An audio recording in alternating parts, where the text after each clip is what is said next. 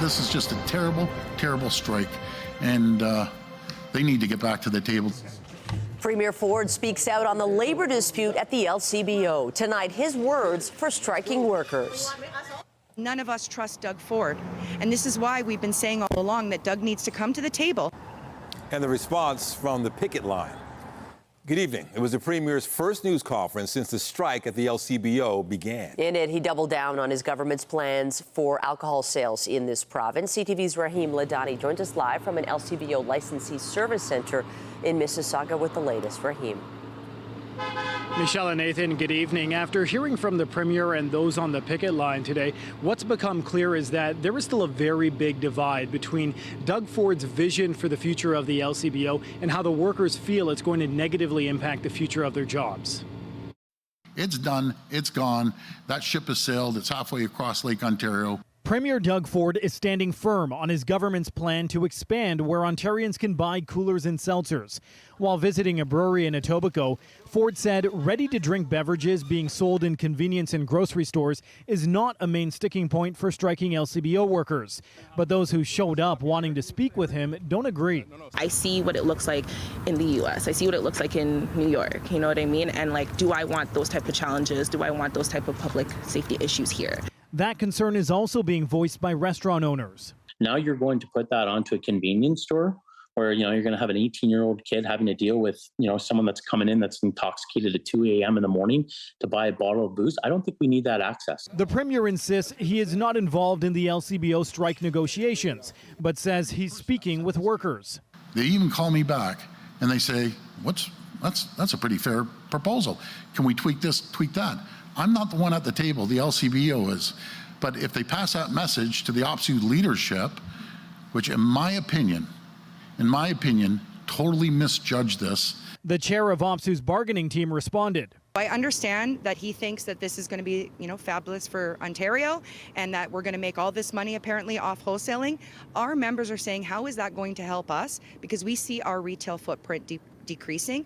We see stores closing. We see members losing jobs. Those on the picket line feel the Premier's comments are insensitive and that this video he posted earlier this week. We've created this handy new map that shows what stores are open and what they sell. Is further proof that expanding alcohol sales to convenience and grocery stores will lead to major job losses. I was disappointed in the way he was flaunting his way of what he wanted to say in an indirect way, slapping us all in the face. The LCBO's last offer to the union included a 7% wage increase over 3 years and would convert 400 casual jobs into full-time.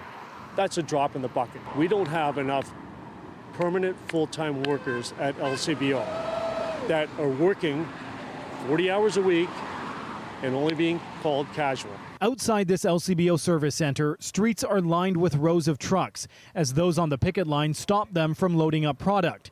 5 distribution centers were supposed to open Wednesday to stock up restaurants and bars, but that can no longer happen. For the smaller guys who just don't have the cash flow to buy up large quantities or they just don't have the space, they are seeing it. There are a number of products that remain in very short supply, even with the top selling SKUs that LCBO has tried to build inventory on. This historic strike now almost a week long with no end in sight. Now at 7:30 this evening, OPSEU's bargaining team is going to be holding a virtual town hall with its members. It says at that time it'll go over LCBO's proposal and discuss next steps. Reporting live, I'm Rahim Ladani. Nathan, I'll send it back to you. All right, thank you, Rahim. Also tonight, Premier Doug Ford explains the science behind closing the Ontario Science Centre and says calls for repairs are foolish. That's coming up. But first, we turn to the storm system that's been soaking the city and beyond. After days of intense heat, wet weather a factor throughout the GTA. CTV's Janice Golding joins us live as we track what could be a slow and soaked commute home for some tonight. Janice. Hi, Nathan. Yes, I'm dry right now, as you can see, but there have been points at which I have been absolutely drenched as we caught up with people getting caught in the downpours. This was the city skyline from a Toronto Island camera. A gray, wet day for the operators of the Angiara ferry. Meanwhile, on shore, this is Lakeshore Boulevard just outside the CNE grounds, where you can see motorists dealing with huge pools of water in the eastbound lanes. Rain, sun, shine, whatever, snow, I make it work for me. While motorists dealt with the commute, it was a little more uncomfortable for those on foot. Long overdue, but I don't like it in the summer. I don't really like the rain. I prefer the sun. Once you're in it, it's fine, but then you feel you gotta change into some new clothes when you get home. But apart from that, it's meh. The rain came and went all day as the remnants of Hurricane Beryl moved into southern Ontario. It's impacting me greatly because I can't go swimming. I need sun. It doesn't help the tennis. Environment Canada issued a rainfall warning at 4:45 a.m., saying torrential downpours were expected, forecasting rainfall totals between 40 and 60 millimeters, with rainfall rates between 20 and 40 millimeters at times. It's followed the script. It's just absolutely doing what it was supposed to do. And likely to be an all-day affair here in Ontario and Quebec. While some told us they were going to stay indoors all day, Play video games or watch a movie. others had no choice but to be out in the thick of it. Wet, but you know, you got to do what you got to do to pay the bills. Never miserable. Life's too short to be miserable. I've been out in it for 5 minutes and I hate it. Well, maybe you should try getting a rain suit. I think you'll like it. While still others made the choice to get out and about. We're hiking, we're doing all the stuff. So, yeah, we love the rain. Oh, I think we need it. All my plants were dry, my grass was dry. This is good. I enjoy it a lot. As they say, a gloomy day, no match for a sunny disposition. Now we're standing here at the top of the Bayview extension, and I can tell you we've just started to feel some rain coming down. Environment Canada says that the rain will continue until tomorrow morning, with the worst of it starting today through the dinner hour and heading through the night. Reporting live, I'm Janice Golding. Now back to Michelle and Nathan. Thank you, Janice. Glad you've escaped it, at least for that live hit. Appreciate it. Let's take a live look outside elsewhere. Ooh, that is dark. Do we need to adjust our screens? Okay, there we go. A little more light there, but certainly we've got the cloud cover. And it's important to note a rainfall warning and flood watch remain in effect tonight. The question on many minds, how long until the threat of heavy rain washes away and we're in the clear once again? Jessica Smith is here with all those details. Jess. The adjustment on the color of that shot really reminiscent of what it's about to look like as we head in towards the early part of our evening. We are looking at yet another wave of rain, the final one as Beryl continues to push its way out of southern Ontario. Still under that rainfall warning. A few of them have dropped down towards areas through Windsor, but we are still under it here in the city and right through the GTA. As of this morning, we're still waiting on numbers because, of course, we're not done with the rain, but even before 8 a.m., specifically through Windsor, they had already been at almost 40 millimeters in some areas, so there is more to come. We are clear for now. This is over the past few hours, but as we head into the evening, there's that round of rain already making its way through Kitchener. It's raining there right now, and we're looking at more for us here in the GTA as we head into the evening, as Janice mentioned, just in time for that evening commute. The rain is really well timed. I say that jokingly because it was for the commute this morning and the commute this evening and right in time for lunch. Temperature wise, it is still cooler at 22, but it feels like 30. That heat holding on as we head in towards the end of the day. Coming up, your full forecast will break down the rain this evening. Right now, back to Nathan and Michelle. All right. Thank you, Jess. We're expecting to learn more about Doug Ford's controversial decision to close the Ontario Science Centre. The Premier has said keeping it open would be unsafe and fixing the current building would be too expensive, promising a new engineering report would justify the move. CTV John Woodward joins us now at the site of the closed Science Centre with the latest. John. Michelle, Premier Ford doubled down against critics who have questioned the decision to close this building in a hurry as we're learning more consequences of the sudden shutdown. It just doesn't make sense to throw good money into an old, decrepit building. Premier Doug Ford pushing back against those who say the current Ontario Science Centre is worth saving, claiming fixing the building would cost upwards of $500 million. That place is absolutely just a total mess from top to bottom, to front to back, to every single building. Even the bridgeway is closed. The air conditioning's gone.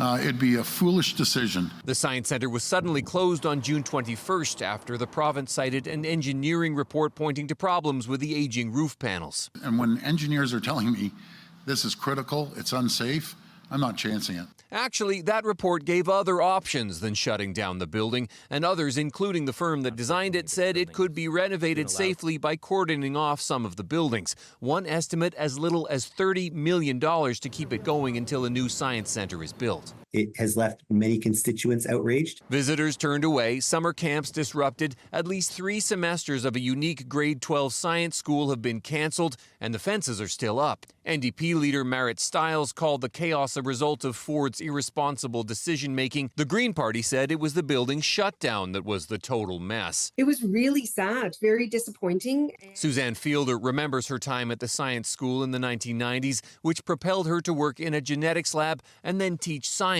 Those experiences at the Science Centre were foundational in what I chose to do with the rest of my life. The Premier saying another report from an engineering firm to be released tomorrow will bolster his case, and boasting about the new centre to be built at Ontario Place in 2029. We're going to build a state-of-the-art, world-class facility that people can come, and it's going to be more exhibit space. They're going to have more tourists come by, and it's going to just be spectacular. I and even the Auditor General, feel convinced this is about putting a window dressing over a mega parking garage on the lakefront to satisfy a foreign private spa company. As for the current building, Ford says he supports whatever the City of Toronto wants to do with it, as long as it's not a science centre. In some echoes of the Greenbelt scandal, Premier Ford pointed out that he's not making a real estate play. This land is actually owned by the City of Toronto. And as for that second engineering report, we're expecting it to be made public tomorrow morning. Reporting live, I'm John Woodward. Back to you. Thank you, John. Look forward to that. Meanwhile, hospital workers push back against the Ford government's plan to inject public funds into private clinics for MRI and CT scans. Just ahead, the outcry outside MPP Michael Ford's office today. We are monitoring breaking news tonight. One person has been taken to hospital following a shooting in North York this afternoon. It happened just before 4 o'clock on Signet Drive near Steeles Avenue. Police say the victim was taken by emergency run. Paramedics tell us they transported an adult with life-threatening injuries. Investigators say an SUV was seen fleeing that scene. There's no suspect description at this time. And one person was injured in an early morning shooting downtown. Police were called to the scene near Queen and Dover Court just before 4:30 this morning. They found a male victim with a gunshot wound to the leg. He was transported to hospital for treatment. No word yet on a suspect.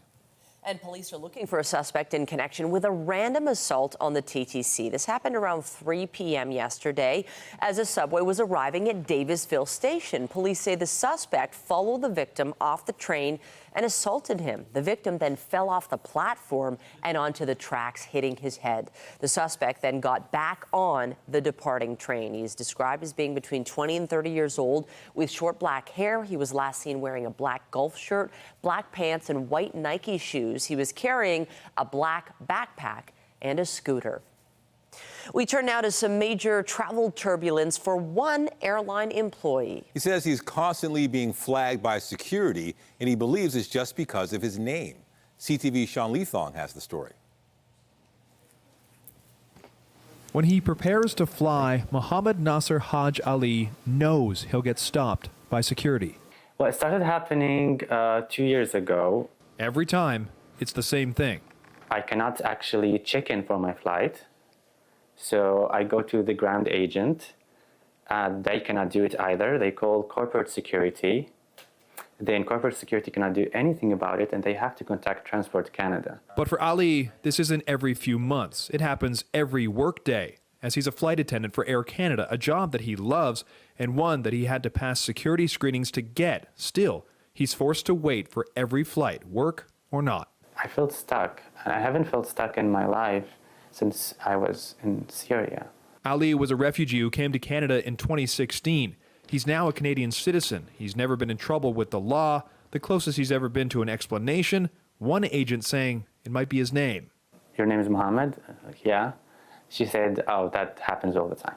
Another CBSA agent said only this. I think it would be helpful if you change your name. Air Canada has told Ali that their hands are tied. We reached out to Transport Canada to ask why this continues to happen, especially to an employee who has passed security clearance. They said they cannot comment on specific cases. Ali said he was learning to deal with the delays until earlier this week when he was stuck for hours in Vancouver, missing his work flight, and CBSA confiscating his restricted area identity card and listing it as stolen. I was just like to have an explanation or a solution. For now, being lost in a bureaucracy is forcing him to think about the alternative. Are you considering changing your name? It's been happening too often. I mean, my name is my identity, and I like my name. But if that's the only way, I might consider it, but I am not just letting that go. So he will wait for something to change. Sean Leathong, CTV News. City of Toronto staff are preparing to present options to speed up construction on the Gardiner. It's a source of frustration for so many drivers. Toronto city manager says some of the options to speed things up could include extra crews, extending work hours, adding more equipment, and accelerating the production of construction materials. The solutions aren't expected to provide immediate relief to drivers, as the project was originally slated to last 3 years. Staff are hoping to present their ideas to council when it sits from July 24th to the 26th. The mayor of Mississauga has announced a task force to address the housing crisis in the city. The working group includes representatives from both the private and not-for-profit sectors, as well as key city planning and building staff. They gathered today alongside Mayor Carolyn Parrish for their first meeting to discuss innovative ways to make housing approvals more efficient. This task force is part of the city's Housing Action Plan announced last year. A group of Ontario hospital workers staged a protest today. They gathered outside the office of MPP Michael Ford over what they say is the expanding privatization of Ontario's healthcare system. CTV's John Musselman reports. About 24 frontline healthcare workers held a rally outside MPP Michael Ford's constituency office today. They're opposed to what they claim is the underfunding of the public health care system in favor of expanding services to private sector providers. Specifically, a government plan to provide more MRIs and CAT scan equipment to community diagnostic centers across the province. The reality is you've got a fixed number of people who are qualified to do operations or to operate this machinery. So how do you recruit people to go to work in a private surgery or a private diagnostic? You offer them more money so that they'll leave the public system to work in the private system. And it takes away resources from the public sector. So you're going to fill a hole over here, but you're going to create a gap back in the public system. Michael Ford is not the health minister. He is the Minister of Citizenship and Multiculturalism. He wasn't here during the demonstration, but organizers say he is part of the Conservative government, and MPP offices are being targeted for protests right across the province. A spokesperson for Sylvia Jones, the Minister of Health, released this statement to CTV News today. We know there will always be those that stand ideologically opposed to innovation taking place in the healthcare system. Over the last year, we have increased publicly funded diagnostic imaging capacity by an additional 97,000 MRI and 116,000 CAT scan operating hours. The government says this is about getting patients the care they need when they need it. Still, frontline healthcare workers say it will hurt local hospitals. What's going on in our hospital is that we're short-staffed. So we have a problem retaining nurses and healthcare workers, because in the healthcare sectors, the wages is all the way down. And so, people are burnt out. They don't have enough staff to work, so people are burnt out. Demonstrators claim this is privatization and it is bleeding the public healthcare system of equipment and jobs. John Musselman, CTV News. NATO says it is more united than ever to demonstrate it is providing Ukraine with an irreversible bridge to membership. CTV's Judy Trin is at this week's summit in Washington, D.C. and has the details. With the addition of new member Sweden, NATO is now 32 nations strong. Today, we're stronger than we've ever been. NATO is vowing to protect Ukraine from Russia for years to come. The new agreement calls for a 3-star general to coordinate military support from a German command post.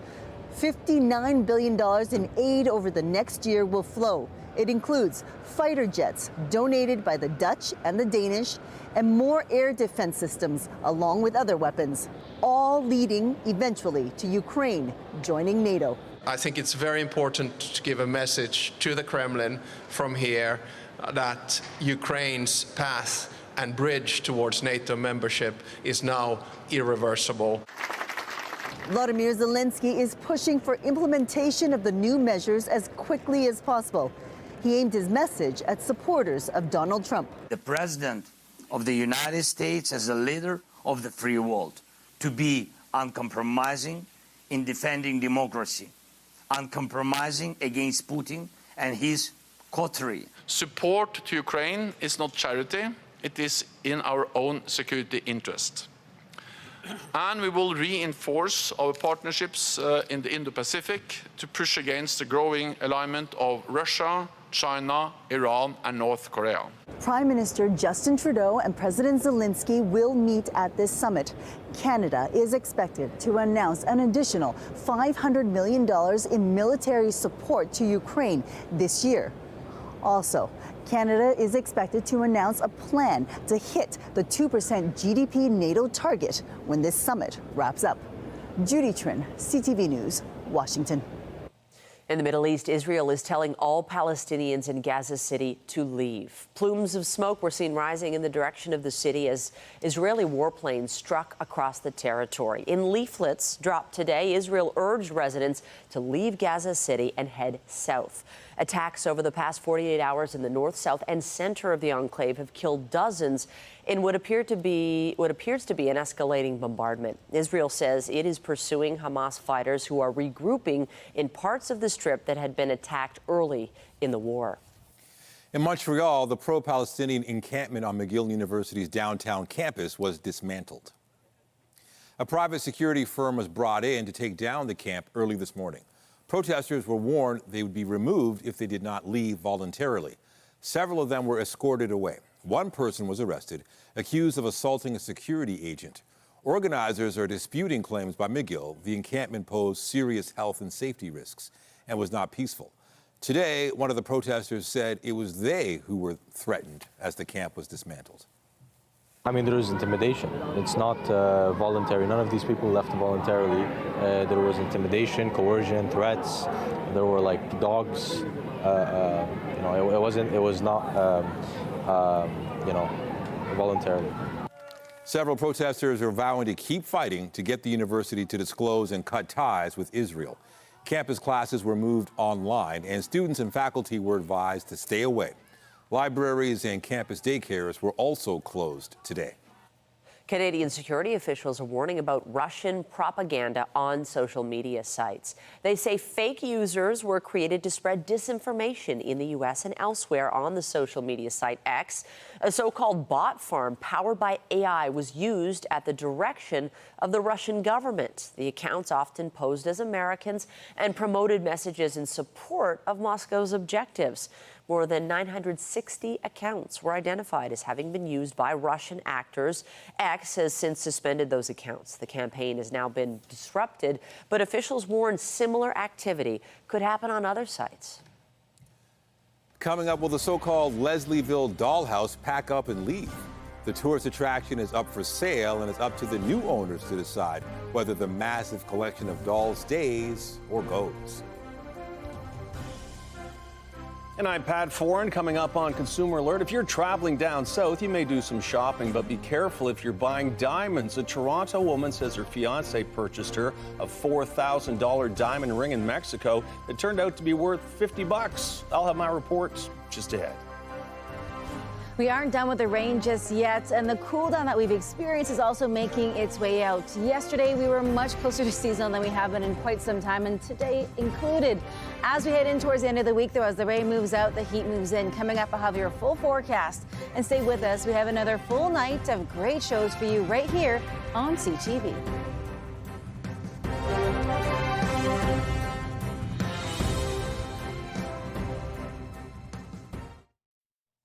Shopping for a diamond ring is a major purchase costing thousands of dollars, and you want to make sure you buy from a reputable seller. If you're traveling outside of Canada, you might see jewelry at discount prices, but how can you be sure you're getting the real thing? Here's Pat Foran and Consumer Alert. Pat. Thanks, Michelle and Nathan. A woman from Toronto was in Mexico with her boyfriend. They bought a diamond ring for $4,000, but when they got back to Canada, a jewelry appraiser said it was worth about $50.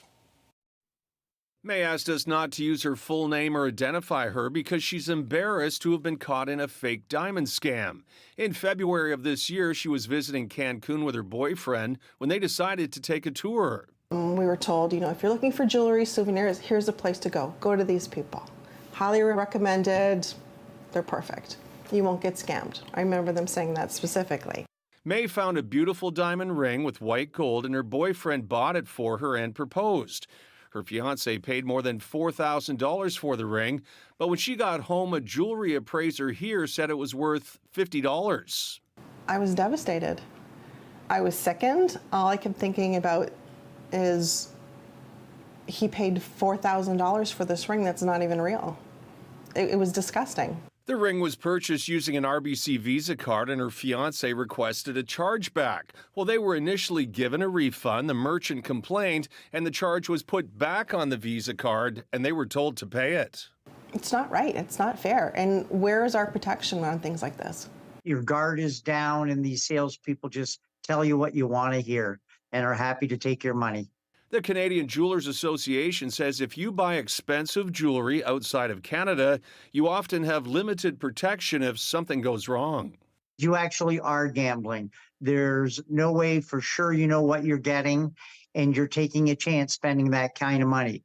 When we reached out to RBC, they said the investigation was ongoing and a favorable decision had been made before our involvement. A spokesperson said, while this matter was resolved prior to CTV's inquiry to RBC, we understand it took longer than our client expected to reach a resolution. We have apologized for any inconvenience this may have caused.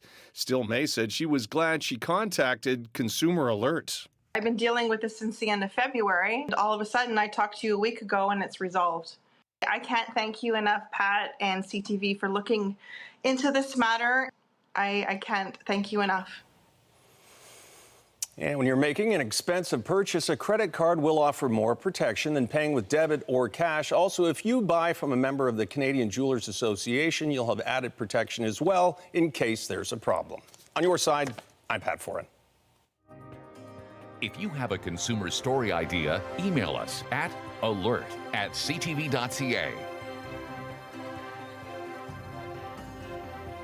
Well, it's still not over. We're not through it. We had remnants of Hurricane Beryl this morning come through, and then we had some lulls, but there's more to come. The sky's looking pretty dark at this hour. I think a lot of people wondering, is that soccer game good to go? Should we go out for the walk? Are we suddenly going to get drenched? The timing of this really has been those sweet spots throughout the day. That morning commute for a lot of folks. We had that kind of downpour just between like 2 and 4 o'clock, and then we've got another wave on the way as we wrap up our day. So if you do have sports this evening, check in with the organization because depending on the amount of rain, they're likely to cancel or if it's just already too waterlogged. We are looking at this third and final round of this really moving in as we head over the next hour or so, and then it carries us through off and on right through to the early morning hours tomorrow. For now, though, it remains dark but dry. We're looking at the beginnings of that light drizzle making its way out. So for those boaters, y'all are brave. Y'all are brave. But the good thing is, hopefully, they're relatively close to shore. So if the rain does come on down, they'll be close enough to head into the dock. But for now, we're still relatively dry. It's just dark out there as this final installment of the leftovers of Hurricane Beryl. The post-tropical cyclone is what it is now, kind of makes its way across the rest of southern Ontario. Temperature-wise, right now, we're at 22. It feels like 30, so although we are below seasonal, we're holding on to a decent amount of that humidity as we head through our evening, so still kind of that damp feeling in the air when you walk outside. Tonight we'll be at about 19. We should be at 17 for this time of year. So much like yesterday, we're pretty close to seasonal, and that's almost the same right across the board. Still that kind of a few degrees above, but nothing wild. Pretty comfortable for sleeping and a more northerly wind. Into the day tomorrow, after the morning, after we get through the bulk of this rain, we have a decent amount of sunshine on the way, but a breezy northwesterly wind as the tail end of the system pushes out. That is the first wave of rain that's in southern Quebec, making its way into Atlantic Canada. This is the final installment as we head through the end of our day, and it will continue to push its way across, and it is still prompting rainfall warnings across a large portion of southern Ontario. We don't have totals in yet as we're still dealing with the rain, but already this morning we saw some totals towards Windsor, almost up to 40 millimeters, and we're still seeing more of it. The bulk of this, again, pushes through as we head into the early part of our evening. So kind of right in time for that sweet spot for a lot of folks. Again, if you're heading out to play soccer, play baseball, maybe you're leaving from work soon, we're holding on to a decent amount of rain for that evening commute. It kind of pushes over us as we head into about 7 o'clock through to about 10. Heavier still up towards Owen Sound, but everybody in this kind of pocket from London to Owen Sound, Toronto out to Bancroft, we're in that bubble right there where we're seeing more rain. It carries us right through to our Thursday morning. So if you're an early riser or you start work early, you're looking at that rain impacting you. But as we head in towards about 8 a.m., the bulk of it is going to be gone. And then we head into the afternoon and there's sunshine on the way. So it is not a wash of a day tomorrow, but that rain lingers into the early morning hours. As we head in towards our Thursday evening, nice and clear. We get into Friday, more of the same, but we are watching for some late day showers rolling into our Friday that will carry us into the beginning of the weekend. Nothing like what we've seen throughout the day today that caused ponding and pooling, and I've heard of some flooding in towards some basements. Heading in towards the day tomorrow, we're still below seasonal, but we have that humidex value having it feeling closer to where we should be for this time of year. And then as we head in towards your Friday, Saturday, Sunday, the heat starts to slowly build back up. And by the time we head into the end of the weekend, up to 30, and that's before you factor in any kind of humidex. So a really hot and very sunny end to what has been kind of a messy mark to the middle of the week. And then looking ahead to next week, we hold on to a decent amount of sunshine and warmth. So we have more rain on the way, that last installment, Michelle, and then we're looking at some sunshine heading into the end of this week. Ah, perfect timing. Thank you, Jess. Thanks. Also tonight, more on the fallout from now recalled plant-based milk. Ontario's top doc says at least 5 people have been hospitalized in this province after consuming the products.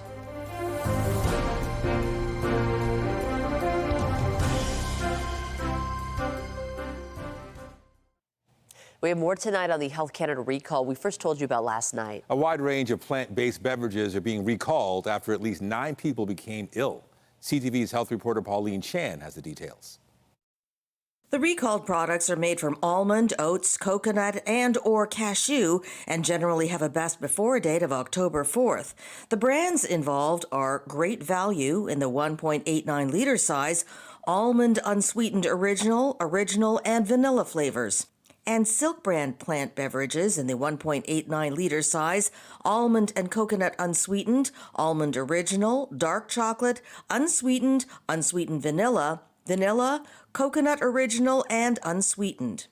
Also some in the 1.75 liter size, oat original, vanilla, dark chocolate, unsweetened and unsweetened vanilla, plus almond and cashew, unsweetened and unsweetened vanilla. The concern is that they are contaminated with listeria. Mainly it'll be a mild diarrheal illness if symptoms develop, or a febrile illness with or without the diarrhea. The things to really look out for is a high fever, particularly a headache. Listeria is a bacteria that really likes cold temperatures. So it likes that refrigeration. It likes being in the deli aisle. It likes those sorts of things. The most vulnerable are babies under age 2 and the elderly. Pregnant women, older adults, and otherwise patients who are quite immune compromised would also be at higher risk. And in those patients, there's a higher chance that they could become sicker with, for example, a bloodstream infection, or in some cases, even an infection in their brain. Ontario's Chief Medical Officer of Health says at least 5 people have been hospitalized in connection with these products. And listeriosis can't always be detected by sight or smell. Throw out or return these products and do not consume any. Listeriosis symptoms usually appear in a couple of days, but can take as long as 70 days to appear. For complete details, go to our website or the Health Canada website. Pauline Chan, CTV News. The Ontario government is investing an additional $10 million to help train nurses in emergency department care. Through a variety of initiatives, such as virtual training modules, immersion programs to support hands-on education, and a specialty training fund, our investment will bolster, stabilize, and maintain the nursing workforce in emergency departments across Ontario, especially in rural and remote hospitals, to connect more people to critical care close to home.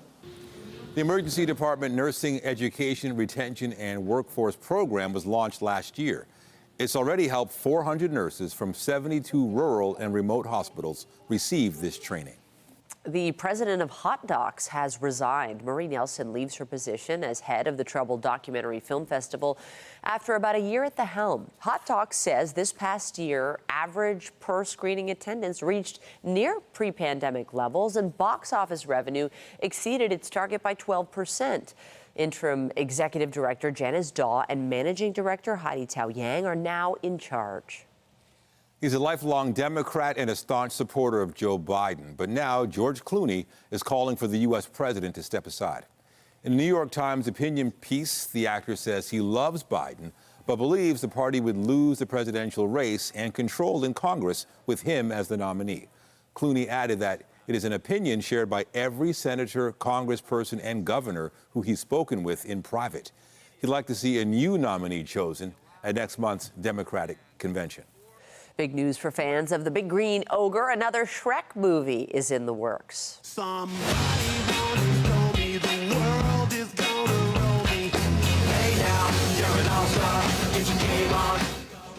All the big names, Mike Myers, Eddie Murphy, and Cameron Diaz, will once again lend their voices to the wildly popular franchise. Fans will have to wait, though. Shrek 5 does not arrive in theaters until July of 2026. That will be 16 years after the previous installment was released and 25 years after the very first film. After the break, Canada's finalized its Olympic men's basketball roster. The GTA players on the team coming up.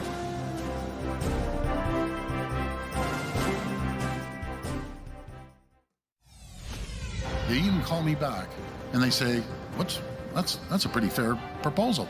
Can we tweak this, tweak that? I'm not the one at the table, the LCBO is.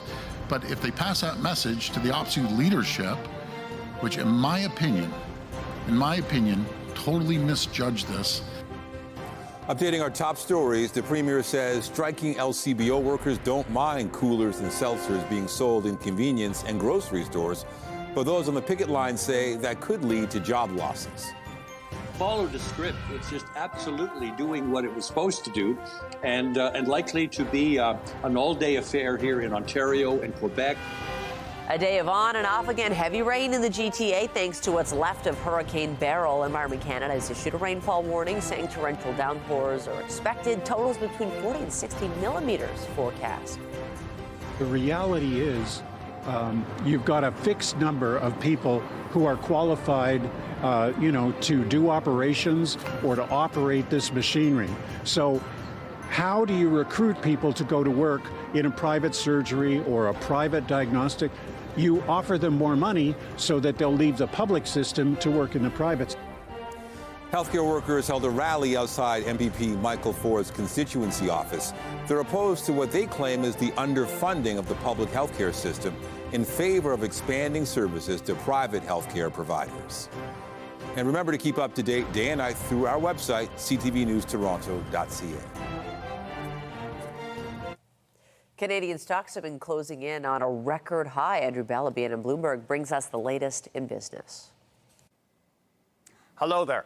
Toronto-listed shares traded at their highest since May today, boosted by a rally in miners. The TSX Composite rose above 22,300, and it's now less than 1% down from its record close on May 21st. Uranium stocks jumped on word of increased taxation in Kazakhstan, the world's biggest producer, which could cut global supply of the metal. And gold shares were higher as bullion prices rose. On the markets, the Canadian dollar was at 73.42 US cents, up a fraction. WTI oil changed hands at $82.10, up 69 cents. Our latest quote on Western Canadian Select oil was $66.45, down $1.27. And the TSX Composite ended the session at 22,350.23, up just under 308 points. That's the latest in business. I'm Andrew Bell of BNN Bloomberg. The Business Report is brought to you by Canadian Western Bank, the bank built for business. The number of electric vehicles on GTA roads is growing, and the lithium-ion batteries used to power EVs are presenting new challenges for first responders. Today, a special training symposium was held in Mississauga. Firefighters from across Ontario were shown suppression techniques, including a fire blanket, as well as how to safely access and extinguish the battery underneath the vehicle.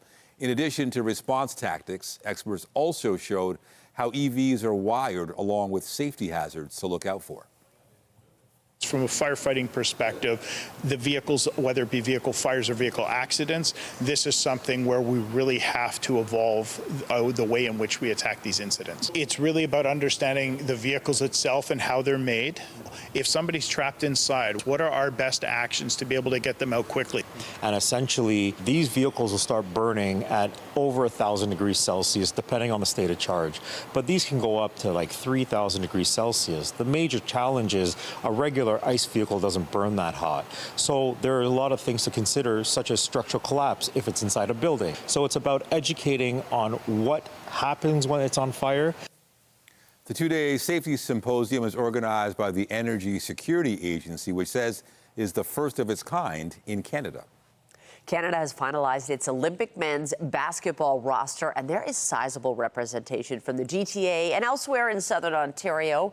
Toronto Raptors power forward Kelly Olynyk has been named captain of the team, going for gold in Paris. He's joined by fellow Raptor RJ Barrett of Mississauga and Hamilton Shea Gilgeous-Alexander, who stars for the Oklahoma City Thunder. Other notables include Kitchener's Jamal Murray of the Denver Nuggets and World Cup standout Dylan Brooks from Mississauga. He plays for the Houston Rockets. Training camp opened in Toronto last week. The team's first game is July 27th against Greece. Canada will be making its first Olympic appearance since finishing 7th at the 2000 Sydney Games. Meanwhile, Tennis Canada unveiled the entry list today for the National Bank Open in Toronto next month. Mississauga's Bianca Andreescu won the tournament in 2019 to snap Canada's 50-year drought. She received a wild card into the main draw as she continues to work her way back from injury. Another Canadian who's slated to play is Leylah Fernandez. The 21-year-old from Laval, Quebec, is currently ranked 25 on the WTA Tour. They'll be joined by world number 1 Iga Swiatek and 2023 U.S. Open champ Coco Gauff in a field that includes all of the top 10 players. The national tournament begins August 4th. The men's entry list will be unveiled tomorrow for the Montreal portion of the event. Just ahead, a house like no other is soon to be up for grabs, covered top to bottom in dolls and other oddities, drawing gawkers and visitors year-round. The so-called Leslieville dollhouse is going on the market. Tonight, fresh divisions among Democrats. Donald Trump is on track, I think, to win this election and maybe win it by a landslide. The pivotal press conference that could make or break Joe Biden's candidacy. Later on CTV National News. A reminder, the CTV News at 6 podcast is available as a download every weeknight. And a special greetings to those of you listening to the newscast live on News Talk 1010.